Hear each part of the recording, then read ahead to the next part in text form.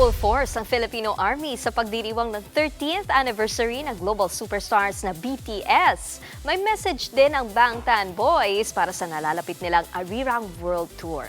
Nasa frontline ng balitang yan si News 5 Entertainment correspondent Von Belinario.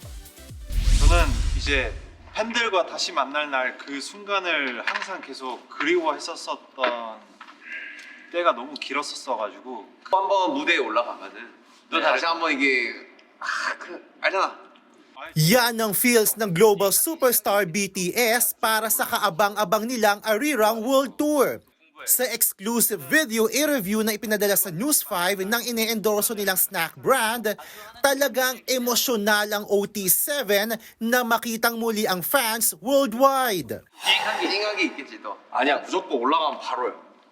그럼 뭐야? 우리 오프닝부터 Kaya naman, dinagsa ng mga Philo Army ang isang mall sa Taguig para makisaya sa 13th anniversary ng BTS. Na-enjoy nila roon ng iba't ibang booths kung saan nakiselfie at nakibanding sila with fellow Filipino armies. Kasabay nito, opisyal na ring inilunsad ang grand collab ng BTS at ng isang global brand. Kasama sa event ang Certified Army at Miss World 2013 na si Megan Young. Kinaaliwan ng mga netizen ang video ni Megan kung saan sumakses siya sa pagbili ng ticket para sa Philippine leg ng Arirang World Tour. Insights ko parang umikot-ikot pa siya eh. Medyo nagulat talaga ako na nakasecure talaga ako. Akala ko wala na, tas yun. I was very lucky. Isa lang si Megan sa libo-libong armies na nagpa-sold out sa 2-day concert ng wala pang kalahating oras. Ang wish nga nila, sana madagdagan ng araw ng concert ng BTS sa Pilipinas na gaganapin sa March 2027.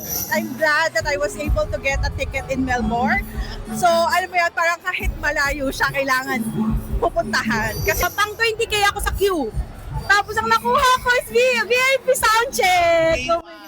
Ang BTS, alay talaga sa Global Army ang kanilang muling pagsasama-sama matapos ang kani-kanilang military trainings. 다 같이 이렇게 마주하는 것 자체를 기대하고 있는 것 같습니다. 저희 다 모두.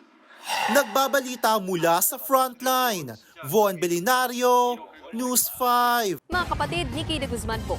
Para sa mga impormasyong dapat ninyong malaman, mag-follow at mag-subscribe na sa social media pages ng News 5.